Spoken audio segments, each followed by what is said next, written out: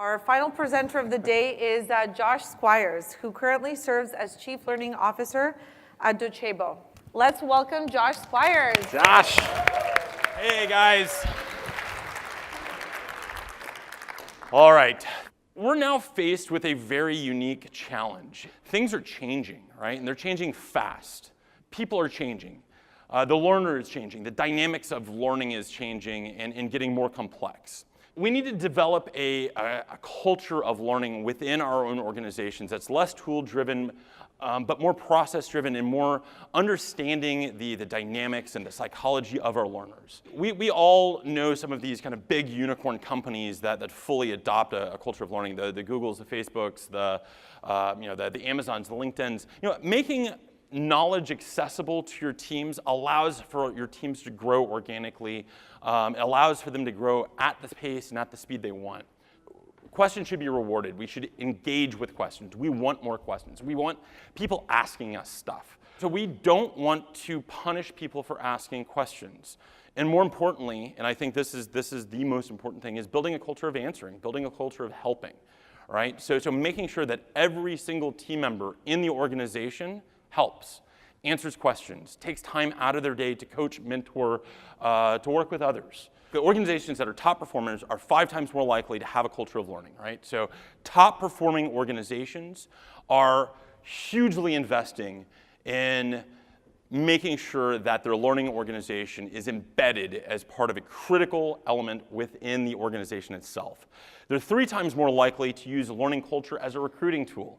More and more, the salary incentive isn't enough. Location incentive isn't enough. Professional development, new experiences, building out a culture where it's cool to get stuff and learn stuff and understand stuff. That's what a lot of the new generation of workers are interested in. So what are some characteristics of a culture of learning? Right. Strategic alignment, so making sure that the business goals and learning goals are aligned. Learning-centric values. Organizational values that affirm the importance and centrality of learning, right? So again, it's about embedding learning as part of the corporate DNA, as part of the corporate culture. It's about that whole model of sharing, that whole model of transparency. Learning lifestyle. So it's a part of the way of life, asking questions, getting feedback, doing chalk talks, doing lunch and learns, doing knowledge dissemination throughout the day. So it allows you to kind of disseminate the knowledge between your organization and between your different teams. Adaptive mindset, live fast and break things. Make sure that you're willing to try new things, that you're willing to be flexible. We don't want to necessarily say this is the only way. There's multiple ways of doing things. Sharing, right? Share. If you find something new, share it. Personalization, I want things kind of done my way. I hate watching product demonstrations. I want to get the product. I want to play with it. I want to push buttons. I want to try to break things. Somebody else may hate that. But that personalization shows investment in your teams and that you get them and that they feel that, hey, you know what, this is built for me. Make sure you can ask questions. Make sure you get answers. It's so important. The more of a learning culture you have, the more adaptable and innovative your company will become. Now, that line is incredibly important, especially if we've been following the pace of technology and how things are changing. And we have a new iPhone out today, and tomorrow we'll have a new Android, and the next day we'll have a new operating system, right? And so if you're adaptive and you're innovative, and that's part of your DNA, it doesn't matter what comes out because we're ready for it. And you know what? Talent recognizes that. People want to work with other people that recognize this. They want to be working in environments that are with it, that are fast-paced, that are cool. So the learner's changed. The quote from Plato that learning is in the learner and not in the teacher holds true.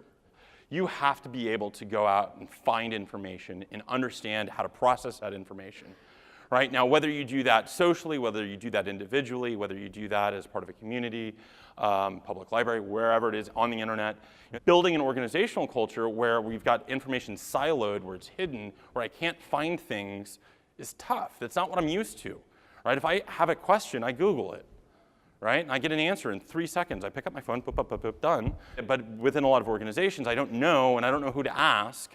and I feel bad and I'm nervous. And so the learning kind of process, we're used to learning a different way, and this is beyond generations, but a lot of organizations aren't necessarily following up with that. We've got workforce shifts that are happening, and we do need to understand that there are differences in how people prefer to learn.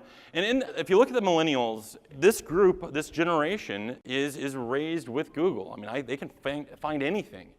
And so having a culture of learning where learning is on display, where you've got learning easily accessible, is critical. We have to change with the new preferences of the new workforce. And so if we're not adaptable, flexible, ready to embrace learning, we're going to get left in the dust. If you think about a lot of learning challenges that we've got, they're not necessarily knowledge or factual or things that are tangible. A lot of times it's just, I don't know the process for doing it.